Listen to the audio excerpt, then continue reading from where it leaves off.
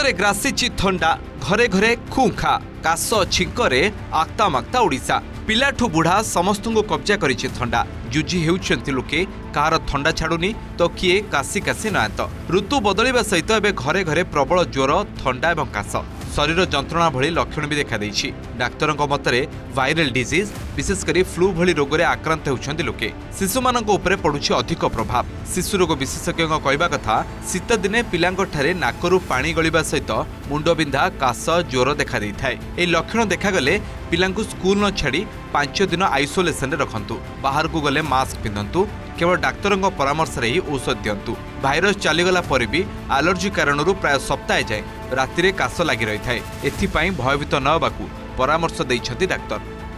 शीत दिने थंडा छिंक काश आवाहमान काल जिते पृथ्वी या से दिन ठू ये जिनस चली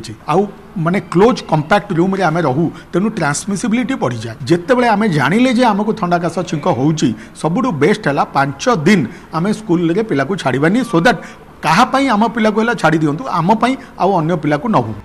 विश्व स्वास्थ्य संगठन अनुଯାୟୀ फ्लू भाव में जनाशुना ऋतुकालीन इन्फ्लुएंजा हेउछि इन्फ्लुएंजा भाइरस द्वारा हेउतबा एक तीव्र श्वासक्रिया संक्रमण सारा विश्व में फ्लू अत्यंत साधारण भारत में ऋतुकालीन फ्लूर मामला दिनकु दिन वृद्धि पाउछि प्रतिवर्ष इन्फ्लुएंजार म्यूटेशन होता है एणु ठंडा शरीर में अधिक दिन रोचे भारत में वर्षा और शीत दिने यह सक्रिय होता है रोग प्रतिरोधक शक्ति कम हेले बारंबार ठंडा संक्रमण बढ़ी थाए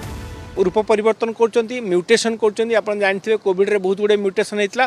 ठीक से आरएनए भूताणु गुड़िक बहुत निजर रूप परिवर्तन करती तेणु सिम्पटम्स गुड़िक बेसी दिन परसिस्टेंटली रोचे इन्फ्लुएंजा न होगापी वैक्सीन अच्छी प्रति वर्ष जदि आप इन्फ्लुएंजा वैक्सीन नेबे शीत दिन पूर्व कि वर्षा दिन पूर्व तो आप इन्फेक्शन ठारू कम हो पारे